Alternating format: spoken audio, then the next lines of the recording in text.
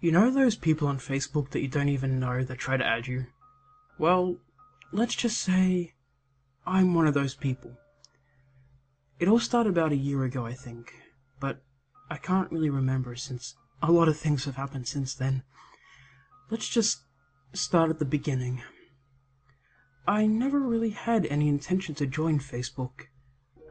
I was a first-class loner and I seldom had any friends.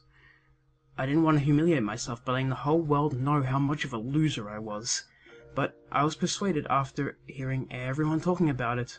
Not to me, of course, rather around me. Just loud enough for me to be able to hear. I hated how no one ever talked to me.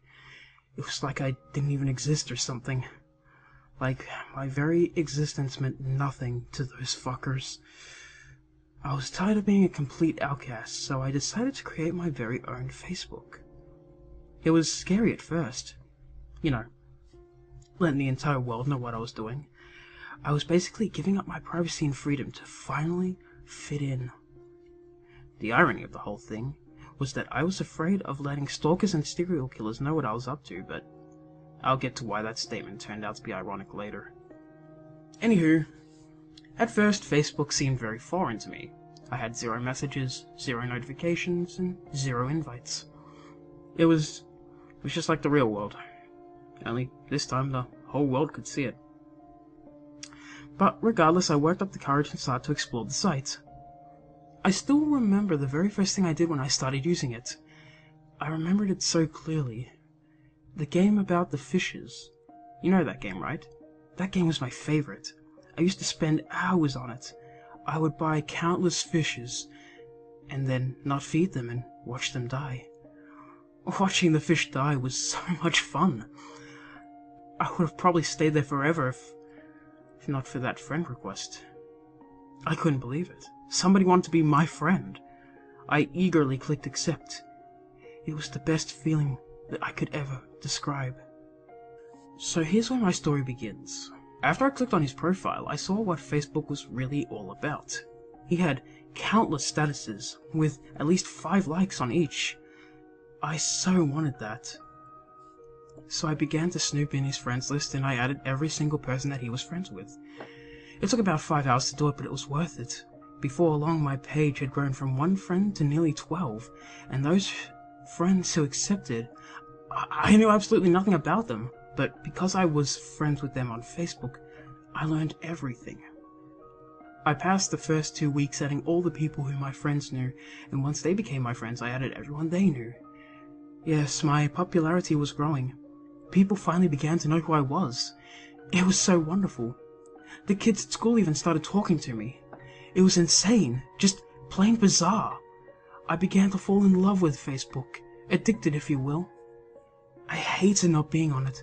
The thought of not knowing what everyone was doing, or what they were thinking, was overwhelming. I hated it. The fucking school hours seemed like spending an eternity in hell. But I spent every single moment I had free on that site. I began dreaming about using it, and soon enough I stopped dreaming altogether. I developed insomnia, which was great for me because I knew I could spend an infinite amount of time on Facebook, especially since the school year had just ended. It was sweet to be able to spend every single waking moment of my life on Facebook, but spending so much time on it allowed me to see the dark side of Facebook. There were people on there that wouldn't accept my friend requests. I had sent tens of thousands, and yet I only had around 2,000 friends. It was obvious that these people had something against me. Why else would they not want to be friends with me? Yeah. Why else? There had to be a solution to all the madness, and it was obvious. Yes, it was all so clear then. All I had to do was get rid of them. I still remember my first victim. So innocent. Truly I had nothing against her. She was so young and beautiful. I still remember those eyes. Those piercing, black eyes. The thing I remember about her most, though, was how she bled and how much she screamed. It was a different feeling than I had felt. Than killing that girl. And I relive it every time I choose a new victim. Come to think of it, I just sent you a friend request. I'd think twice about denying it if I were you.